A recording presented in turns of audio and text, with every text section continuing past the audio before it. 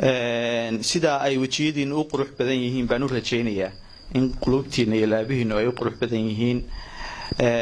sharaf ba ii tahay inaan caawa Garowe joogo oo ay tahay markii koowaad ee noloshayda imaado runtii anigu waxaan ka soo jeedaa ama ku dhashay magaalo la yiraahdo Ceelgaabo oo bariga Soomaaliland ku taala haddana markaan Garowe ka soo degay maalintii dhaweytoole ilaa airportka ilaa intii aan magaalada ku sugnaa waxaan dareemayay in aan gurigeygii joogo magaaladeedii joogo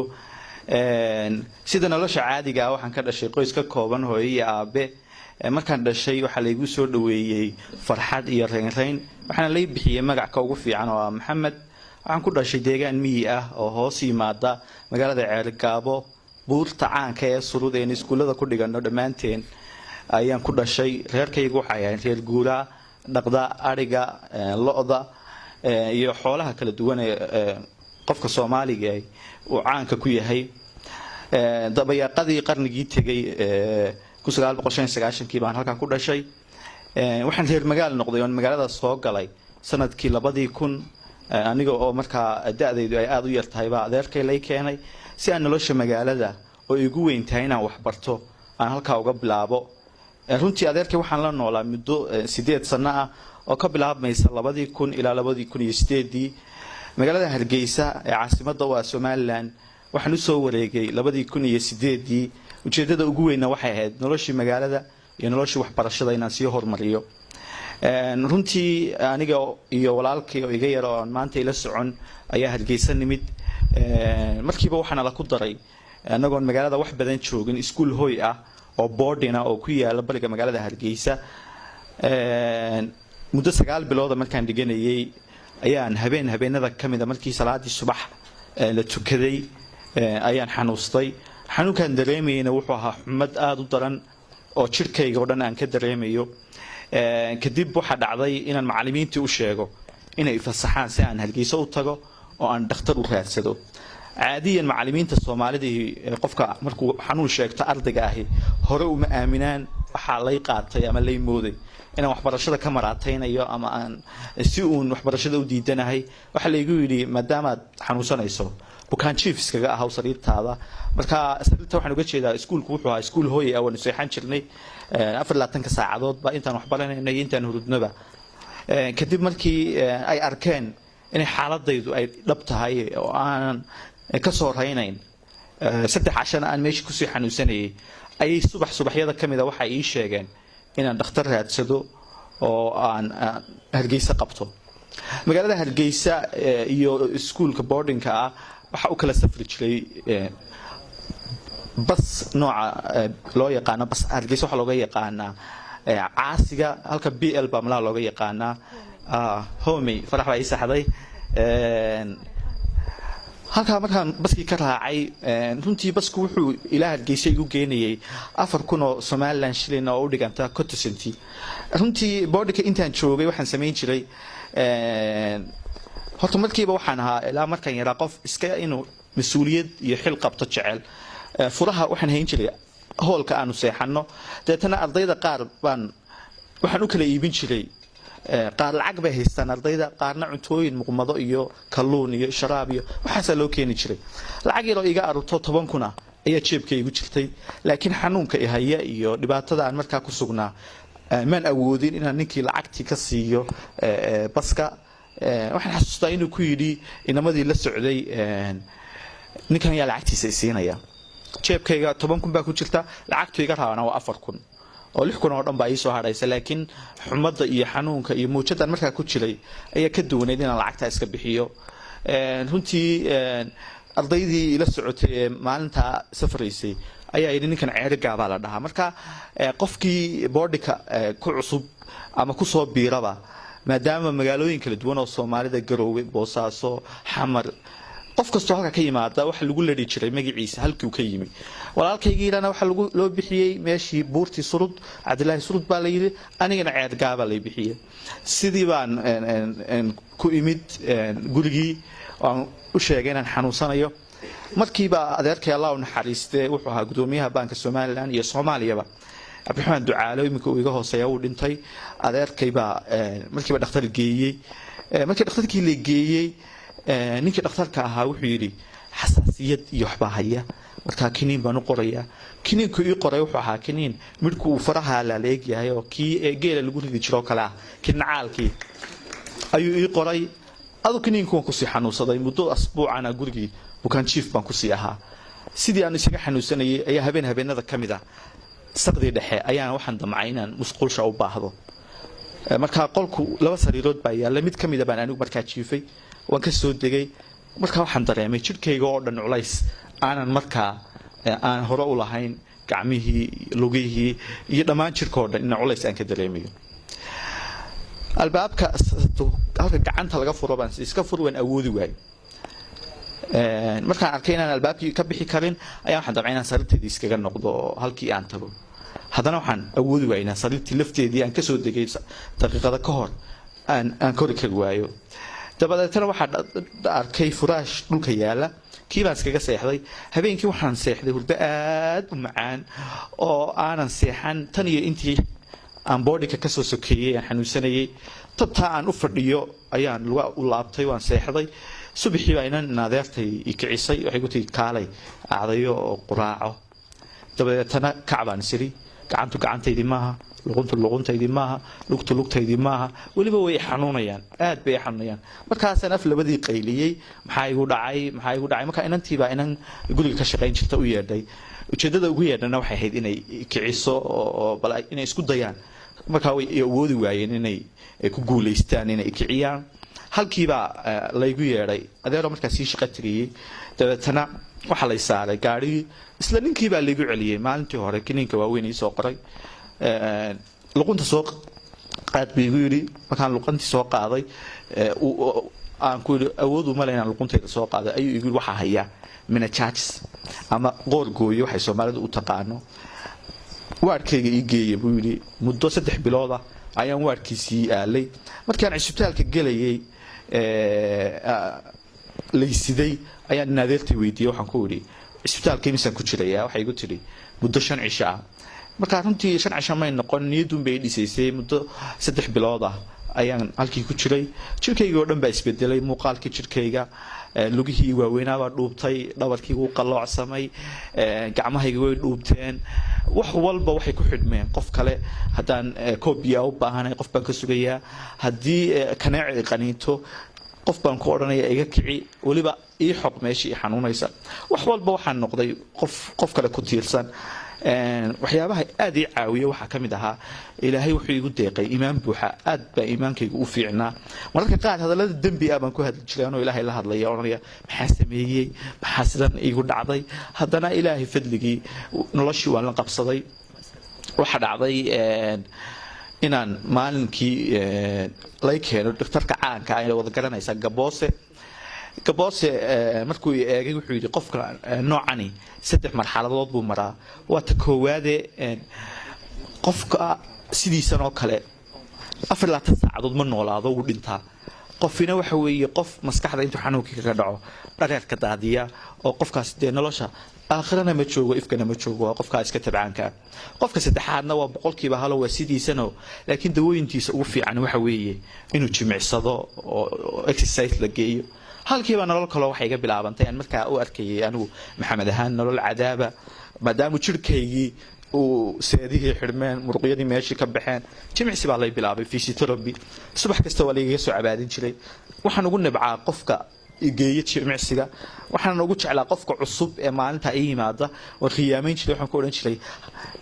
meelaha fudfudud uun isoo maray meelaha lugaa lagu kala saarayo iyo meelaha waan ka dhici jiray laakiin waxa la ogaan jiray habeenkii oo tijaabo kale lagu celin jiray markay xanuunto ayaa la oran jiray muu soo sameyn jimicsiga markaan arkay inaan noloshii socodka ahayd ee muddada 12 sano aan ku jiray inay waxyaabo badan oo hamigayga ahi si yaroo fudud daqiiqado kooban maalmo kooban ay been ku noqdeen hami baan lahaa hamigayga ugu weyn wuxuu ahaa marka ugu yartahay inaan naftayda anfaco marka ku soo xigtana waalidkay oo hooyaday marka ka noolayd inaan anfaco haddana waxaan arkay sideed waalidka ku anfici kartaa sideed naftaada ku anfici kartaa maadaama marxaladan iyo xaaladan ugubka ee kula soo gudboonaatay aanad doonayn inaad jeclayn anu maan jeclayn inaan laxaad beelo maan jeclayn qofka isagaa urur doona inuu ku biiro ama ur siyaasadeed ha ahaado ama ur arrimo bulsho ha ahaado isagaa goosta laakiin qofka ilaahay baa u doora inuu laxaad beelo 3/4aad qofku markuu uurka hooyadii uu ku jiro ayaa loo qoray wax kasta oo noloshan uu ku dhacayo oo marayo tan halka markay arrimuhu marayaan su'aalun baan isweydiiyay waxaan maxamedow wax walba waad aragtaa xaqiiqadii ma beenin kartid sidee baad nolosha halkeed ka soo geli kartaa nolosha dhakhtarka markaan ku jiray wehelka ugu weyn ee aan lahaa wuxuu ahaa record yar oo Panasonic dadka recordka dhageysta dadka idaacadaha dhageysta baa garanaya ayaan dhageysan jiray waayo qofku mar walba kulama joogi karo wehelka ugu weyn ee aan lahaa wuxuu ahaa recordka yar idaacad baa dhageysan jiray wiilal iyo hablo maalin walba radio Hargeysa iyo VO-da markaa cusbay 2009 bay ahayd iyo BBC-da markaa waxaan ku hamiyay wiilashan rag iyo dumar bale maalin walba imaaweeliya sidoo kale inaan noqdo hadana su'aasha isweydiinta waxay sidoo noqon kartaa way xaaladaad ku sugan tahay maaha mid ku saamaxaysa markii dhakhtarka laga soo saaray iyo walaashay waxay keeni jirtay canjarado ay ku duuban yihiin heeso hore heesaha maalin walba ma dhageysan kartid tan heesi markaan dhageystay waxaan ka fikiray codkayga inaan ku duubo marka waa adag tahay saan idin sharaxa laakiin waxaan isku dayayaa inaan idin sharaxo qaabkan wuxuu sameyn jiray canjaladu laba dhinac bay ka kooban tahay canjaladihii hore ee heesaha ama quraanka ama maxaadarada aan ka dhageysan jirnay marka canjaladaas codkayga recordku wuxuu leeyahay 6 badhan laba markaad wax masaxayso ayaa la taabtaa midna markaad ka daarayso midna markaad ka baqtiinayso mid gadaal iyo hore loo dhaafiyo canjalada tan canjaladii baa codkayga ku duubay codkaygu marka hore wuu xumaa marka awoodiyaan iska dhigayaa marka idaacad baan doonay inaan samaysto idaacadan aan doonaan samaysanaya maaha idaacad meel gaadha oo shortwave ah waa ama FM laakiin waa idaacad qofkii markaa uu yimaada aanu daari karo canjalada isteelka aan raaci jiray wuxuu ahaa idaacada radio Hargeysa caadiyan wariyaasha halka fadhiya baa fahmi kara idaacadu badanka idaacadaha Soomaalidu waxa lagu furaa music wariyaha ku soo dhaweeyay dadka dan quraanka ayuu galiyaa barnaamijyada iyo wararka iyo waxa uu dadka u hayeen uu ku soo dhaweeyaa sidaas aan sameyn jiray marka canjaladii hal dhib halka ka timid laba dhinac bay leedahay qofkii sidii uu dhageysanayo ay dhinaci kale iska dhamaanayaan arrinka maxaad ku xalisaabaan waxaan ku dadka la beenuma sheegay waxaan khiyaarta aan jecelahay awada naga dhageysanay say idaacadaydu waa canjalad ee xagga kale u rogsaad wararka iyo warbixinada loo soo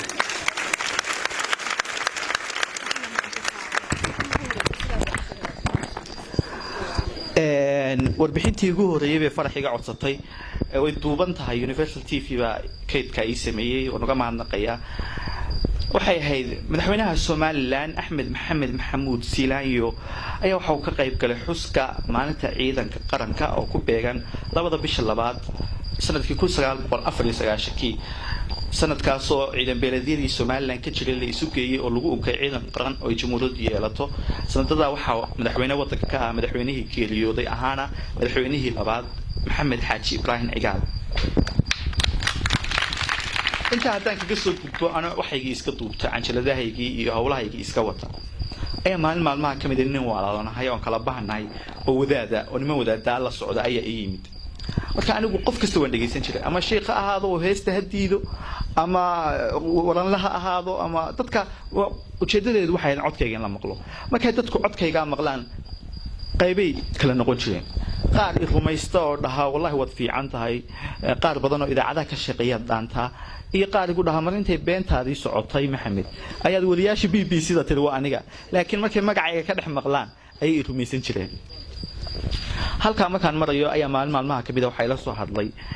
nimankii wadaadada ahaa canjaladaha siiyay waxay ku dhaheen qola ku imanaysa qolada soo dhawee galabtay ku imanayaan marka waxay ahayd 2015 anu markiiba waxa igu weyn waxay ahayd qola shaqo ku siinayso CV-ga kaliyan haystay aan tusi kareen canjaladii iyo wixii buu ahaayo waan si diyaar garoobay halkiiba igu yimaadeen soo nimanku interview bay ka rabaan way waraysteeno maalin bay igu dhaheen habeen dambe soo galaya hooyada ilaahay xafido cirgaabo joogtaan garaacay oo caaw Universal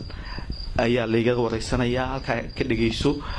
ilaa cirgaabo waxaan garanayo waxba isku maniin baan ku dad caawi daawan weydaan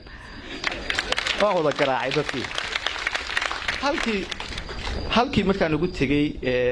aan la daawaday ayaa habeenkii warkii YouTube-ka la soo geliyay barnaamijka waayaha nolosha buu ahaa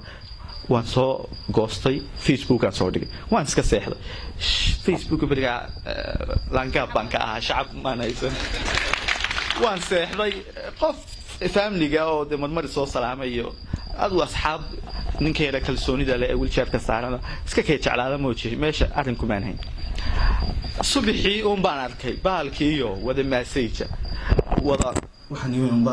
mid qofka leeyahay baad ka sheegay mise baalku waa laga jabsaday adigu habkii waxaan hadal idinku daarine waxay la soo hadlay nin Axmed Maxamed Cilmi la dhaho asal ahaan reer Kismaayooda wuxuu igu yiri waxaan doonayaa in maadaama waxbarasho aad saxaafadda jeceshahay inaan ka bixiyo waxbarashada saxaafadda oo iskuul gasho waayahay baan ku yiri soo raadsaw igu yiri ana lacagta ka bixinaya Soomaaliland laba iskuul baa markaa jiray ugu fiicnaa Hargeysa gaar ahaan iskuulkii koowaad caqabad meel walba haysato imika dhaweed arkayseen ayaa naga hor istaagtay jaran jartii ayaan kori karweynay iyadana sidii baan kaga haray kii labaadna aan arkaa ka duwan ayaan kala kulanay dadkeenu markay maqlaan qof baa wax bixinaya iyo hay'ad iyo urur iyo markaba xisaabo khaldan baa la isku dhufsadaa ninkii macalinka iskuulka lahaaba wuxuu sii maanta hay'adii Afrika soo gashay wuxuu igu yiri 10 laabkeed baa ka qaadaya caadiyan 6 bilood baa la dhigtaa koorsada saxaafadda Hargeysa $10 baana bishii lagu dhigtaa wuxuu yiri $7 baa ka qaadaya waxaan ku ujeedada iga qaadaysaa ma cadda waa maxay wuxuu igu yiri si gaar ah baan wax ku baraya waxaan ku maxaad si gaar ah bartaa iskuulkuna jiran jar maaha ardaydaas ka dhex fadhiisanaya gaarkayga wadaa may adigu ninku xisaab buu isu geystay ilaahay khayr siiye in badan baan waxaan isku daynay in macallinkii la iska fahansiiyo oo de waan iskuulka kaliya ee haray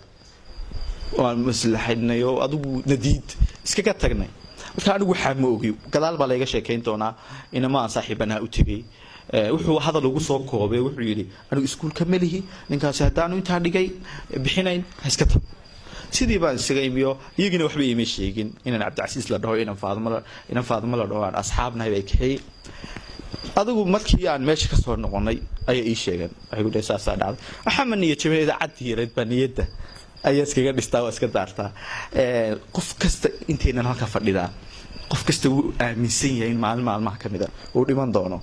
anuna waxaan aaminsan maalmaha kamida inaan wariye noqon doono halkii markii arrin marayo ayuun baa TV-ga xaysiiska daawaday iskuul kale la xaysiinaya laba hablood oo inaan walaalanahay saaxiibadeed baa ku balka ka war doona iskuulkii macallinkii bay u tageen wax walba uga sheekeeyay waxay dhaheen saasa jirta ninka haladahaasaan kala kulanay xaaladiisu waa caynka dadku isku abuur maaha isku naxariis maaha faraheena asaasinayn macallinku wuxuu ku yidhi waxaan iska soo qaadayaa inaan anigu Maxamed ahay isaguna uu aniga yahay baahida uu socdona aan u socdo wuxuu iga yeeli lahaa ninkaasi ayaan ka yeelayaa Maxamed halay soo diro hay yimaado aniga sidii baan ugu tagay wuxuu yiri Maxamedow bal idageysi waxa duubtay uu dhageystay wuxuu yiri aad bad u wanaagsan tahay beeskana wad ka dhisan tahay kaliya waxa ka dhiman in shahaadada ku sameeyo iyana anshaxa ku baro etikiska qofka waliyaha looga baahan yahay 6 bilood soo lama dhigto 2 bilood baa kugu soo koobaya computerkaaga soo qaado iyo waxaad buugaag heli karto kaalay halkii baan ugu tagi jiray marka iskuulka aan tagi jiray wuxuu ahaa iskuul dabaq ah laakiin meel yar oo ku xigto birahan maartay spare part-ka gaboobay celiska ah lagu iibiyo ayaan intuu ii soo dego halka xiisadda igu sii jiray sidii bay ku dhamaatay 2 bilood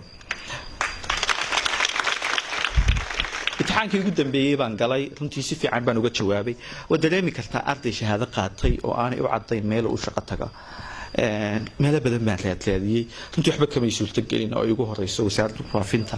Radio Hargeysa caqabado badan baa igala kulmay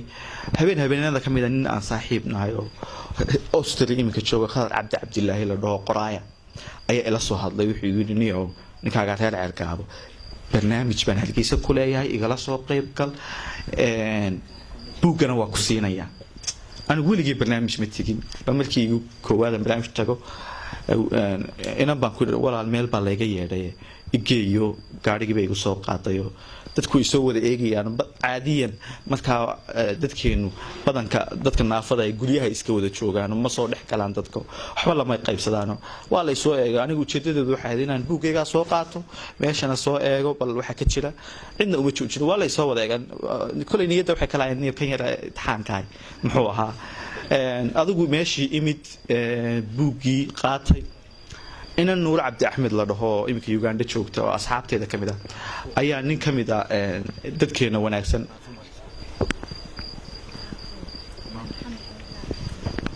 oo aan maanta dunida inagala joogin Allah u naxariiste Maxamed Baashi Xaaji Xasan oo qoraaweyna dhamaantiin waxaan ka codsanayaa nin aad Soomaalinimada ugu weyn tahay buu ahaa dad jecel in dhamaanteena Faatixada u marna in Ilaahay u naxariisto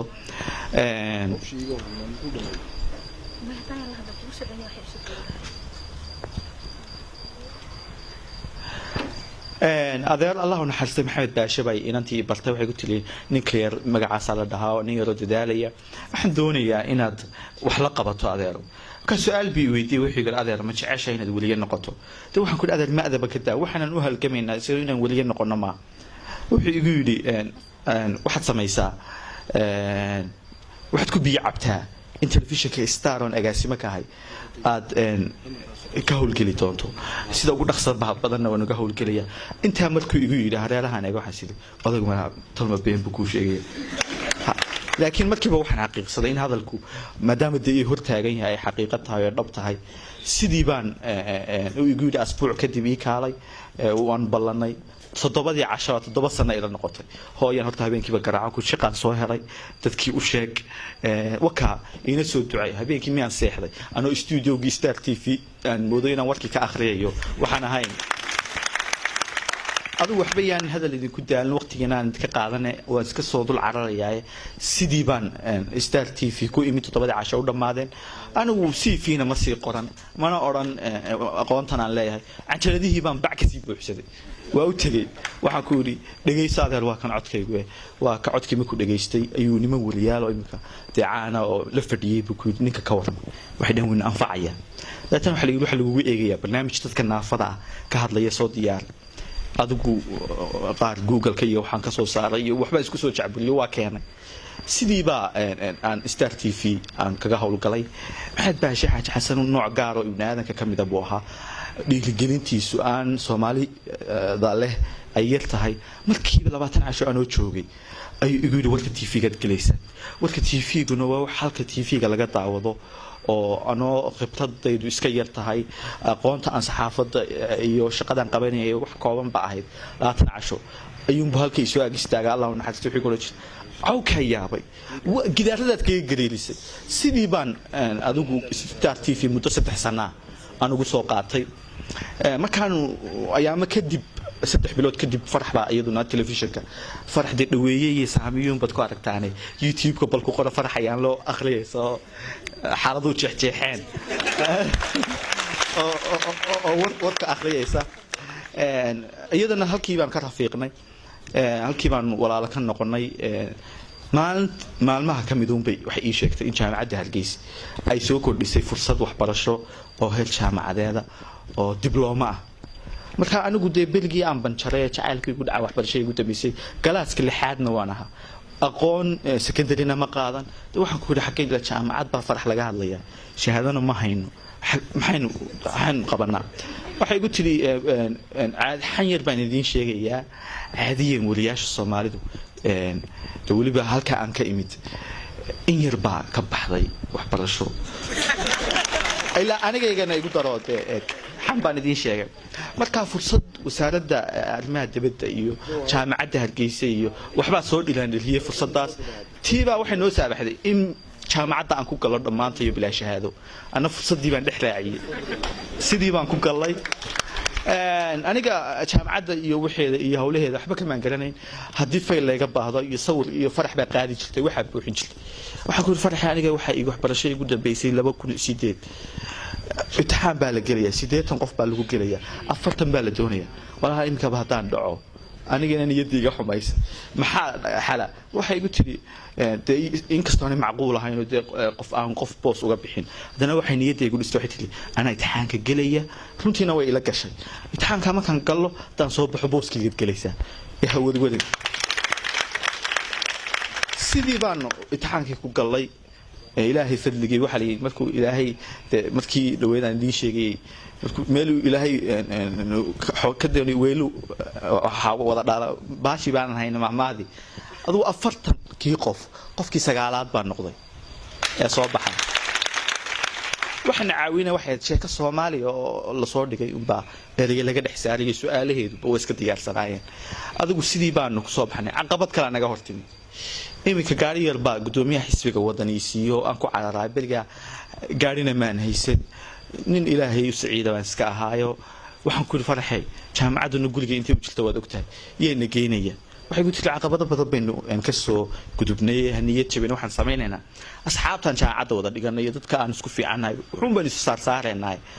ana way ugu weyntahay habeen ma seexdo war dhaxgaad ka doonto jaamacadan shabesh bay kula soo gashay iyo lacag iyo waxaan ahayn mana yihiin dadka wax weydiisto adu hadana ka maarmooy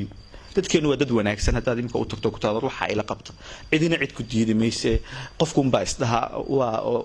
dadku Soomaalidu waa dad aad u xishood badan oo wax badan xeeliya adigu farax baan fikradu soo jeediyay waxaan ku yiri meel baynu weerar tageynaa halka markeen tagno adna ila xooji adigu subaxii baan islaacnay uma sheegin xarunta dhaqanka Hargeysa isku keenkeen baan ku yiri nin halka haysto jaac Muuse jaac la dhaho nin dadkeena wanaagsan kamida ayaan u tagnay marka anigu caadiyan Maxamed ahaan markaan qofka arrinka la hadlayo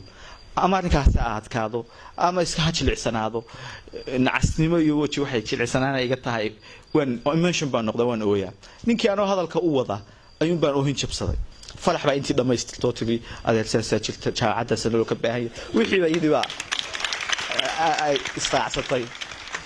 halka markii aan marayo wuxuu maxay igu soo sheegi weeyay intaas ma waxba taxi la soo heshiis ana ka bixinay sanadkii sidii baan ku dhameeyay jaamacaddii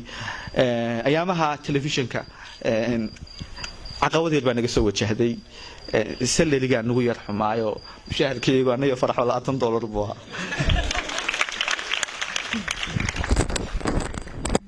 محمد عاود لقوقة ووضع يعني لقوقة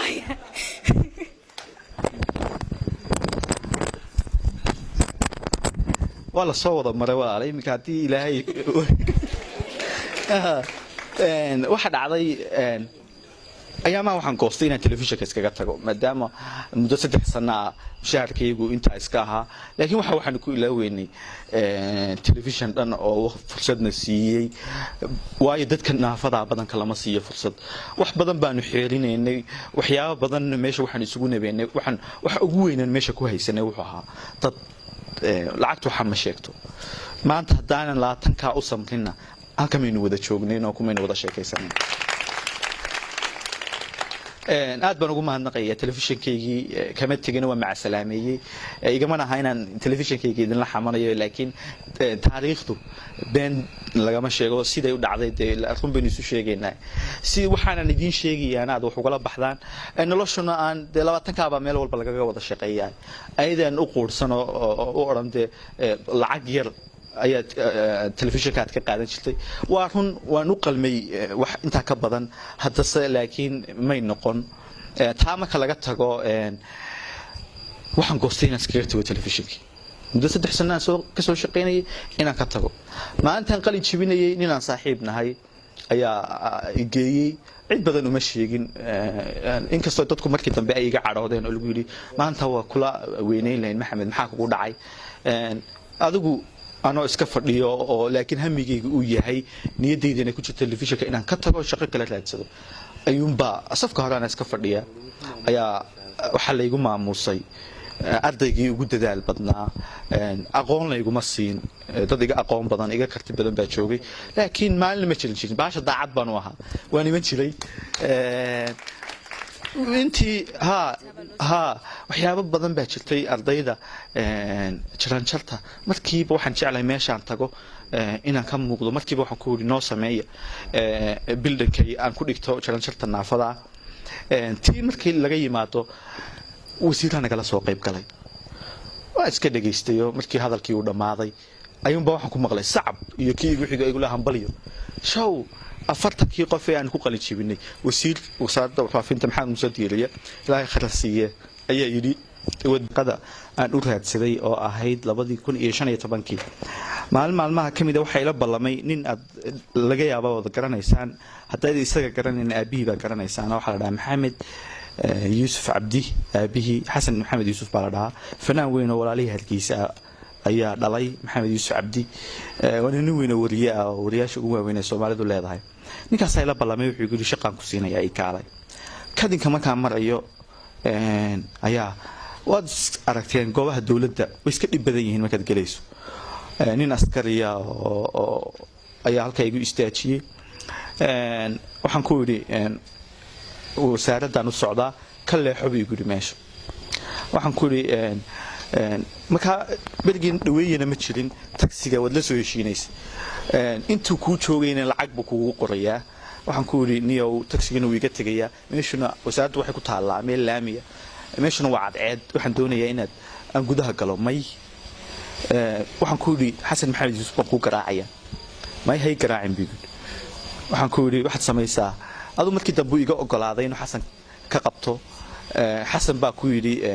sooda isagoo ninkaasi dhibaatooyinka uu geystay waxa kamid ahaa inuu kala tuuro oo wheelchairkayga markii la saarayay oo iga tuuro oo uu dhaho ma istaagaysid runtii xasan maxamed yuusuf oo igu yiri igu dhiib ninka sida ku gelaya oo markii dambe uu ogolaado soo baxay ayuu ku yiri bal eeg qofkaad celinayso waad soo qaadi lahayd gudahaad igu keeni lahayd haddana xasan maxamed yuusuf oo la noolaa xanuunada macaanka iyo dhiigkarka waxaan xasuustaa maalinta xanaaq darteedii inuu halkaa ku dhacay oo uu suuxay caradii uu ninkaa ka qaaday dadkeenana waxyaabo badan oo aan qofka waxba u tarayn oo ninka mas'uulkeeda wasiirka agaasima aha maba jeclaba in dadka laga celiyo laakiin dadkeena ayaa isaga sameysay in qofka ay xanibaan aduu waa ka gudbay maba xasuusto wasaaradda waan joogaa waa ka shaqeeyaa ninkii maba arko meel uu ka dhacay wanaag baan isagana u rajaynaynaa taa marka laga tago noloshii waxyaabo badan aan doonayay way hilgaleen waxa ugu weyn ahayd hamigeyguna intii ugu badnayd oo ahayd inaan wariye noqdo way hilgashay meeshaan jeclaayeen doonayay inaan ka shaqeeyana oo aan ka shaqo galay waxyaabaha ugu badan aan u malaynayay inaan ku guuleystay de guusha iyo guuldarrada labadaba ilaahay baa haya waxa ugu weyn aan wixii baan jeclaaday waxa aan doonayay ayaan kalkacayl badan u qaaday waan raadiyay joogtayn baan sameeyay dadkaygiina caawimaad baan weydiistay oo qof waloo bidayay inuu wixii tari doono halkiisaan ugu tagay ilaahayna waan tala saartay intaa un baan oran karaa inaan halka isugu nimaadno ayaa waxa ugu weyn ahay maanta waxaan sida farax sheegtay sanadkii ugu dambeeyay baan ku jiraa jaamacadda CSI-da ama maxadka shaqaalaha dawladda public administration baan ka wadaa noloshu way soconaysaa hamigeyga ugu weynna waxa weeye inaan noqdo qof wanaagsan oo wanaag lagu xasuusto aad baa mahadsantahay wax oo ah maxamed ma jecla inuu qof wax weydiisto ama inuu qof ku yiraahdo waxaan u baahanahay shayga noocaasa waa bini aadan aan ilaahay sidaas u abuurin sidaas darteed maxamed waxa uu diyaariyay buug uu kaga warramayo noloshiisa iyo nolosha soo wajahda dadka isaga la midka ah ee xadidnaanta awoodeed leh buugaas maxamed waxa uu gadan leeyahay in lacagta ka soo gasha uu ku tago dhakhtar dabadda ah dhakhtar badan buu raadiyay laakiin waxa uu arkay dhakhtar Lubnaan ka hawlgali jiray hadda se uu soo gudbay ama ka hawlgala magaalada Dubai inuu ugu tago waxa rajaynayaa maxamed in hamigiisaasi uu rumoobo oo uu dhakhtarkaas la kulmo maadaama dhakhtarkaasi uu daweeyay dad isaga la xaalad ah oo badan oo uu garanayo insha Allah waxa rajaynayaa maxamed oo soconaya inaynu mar kale aragno hamigiisa ugu weynina waa kaas maxamed maxaad ku soo gabagabaynaysaa waqtiguna way nagu yar yahay oo dadkii inaga dambeyn lahaa baynu timekooda qaadanay horta waan idin kala gelinayaa waqtiga aan habsaanay aniyo faraxba aan soo yar xariifinayno waxaan lahayn dadkiinii waad u socotaane taa oo idinka raaligelinayaa 100% mahadnaq uun baan imika ugu soo noqday hadalka aniga maxamed ahaan garowga markii koowaad aan imaado bay ahayd sababteedana ilaahay ka sokow tiimka hawshan waday baa sabab u ahaa haddaan iyagu tanaasul badan iyo naxariis badan iyo danayn badan qofku markuu ku danaynayo ee ku doonayo ee ku sharfayo wax loo dhigaa ma jiraan habeenkii ay ila soo hadleen waxay ku dhaheen maxamedow waxaan doonaynaa inaad noo timaado waxaan u sheegay inaan diyaar u ahay inaan u imaado markaan intaa u sheegay sidii aan ku iman kara baan isla meel dhignay marka anigu caadiyan dee qof baa i raaca oo ila socda oo aniga idinku yidhi noloshiibaa dee qof ku xidhan hadday suuli noqoto hadday noqoto cunto hadday noqoto kaxayn weliba diyaarad baa nala soo saaray oo qarashkeeda arkaysaan inankii la socday iyo anigaba si wanaagsan bay noo sharfeen iyagoo weliba qofka waxaad ka garataa markii wuxuu ku dirqi tahay iyadoo habi ay ku yihiin inamada barnaamijka waday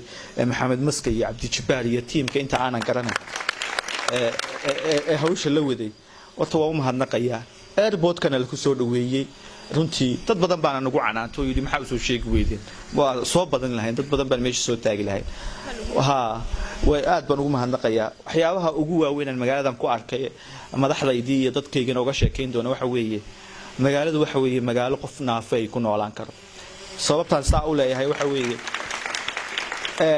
maalin baa Hargeysa waxaan ka idhi dalkaygii ma joogay dadkaygaan la noolay dadka qaar su'aalaha si kale laga yaabo inay u dhigeen laakiin waxa uga jeeday dadkaygii waa run oo la joogaayo waa kuwan laakiin dalkii ahayd inaan ku noolaado jaranjaltii meel walba wadooyinkii ma jiraan iminka waxaan ku arkay magaaladan waxaan ku yidhi meesha madaamburka idin bilaasha waxay waxaan oo baartay marka waxa la yiri si wanaagsan baa hawsha loo wadaa marka madaxda oo ugu horeeyo maayarka iyo barasaabka iyo taliyaha ciidanka saddexduba ilaa habeenkan imi weyn la joogeen habeenkii koowaad isbarashada aanon garanayn iyaga wajiyadooda laakiin iyagu way garanayeen barnaamij ceergaaba ayay fiirsadeen fadhiga iga soo kaceen si wanaagsan bay ii sharfeen allah idin sharfo baan leeyahay waxaan u mahadnaqayaa qof kasto reer Puntland reer Garowe oo caawa halka yimid qof waxa ugu qiimo badan hadiyadu siin kartaa waa waqtigaaga kulamo iyo caweysyo inta kan kuwan ka fiican oo kaayagan ka wanaagsan ka qurux badan bay tagi karayeen laakiin annagana soo sharfeen aad baa u mahadsantihiin allah idin sharfo ninkii abwaanka wuxuu yidhi abaal bad iyo abaal buura iyo abaal laba buurooda ninkan u hayo ninba kiisa kan ugu bedeli beerka ka ogsooni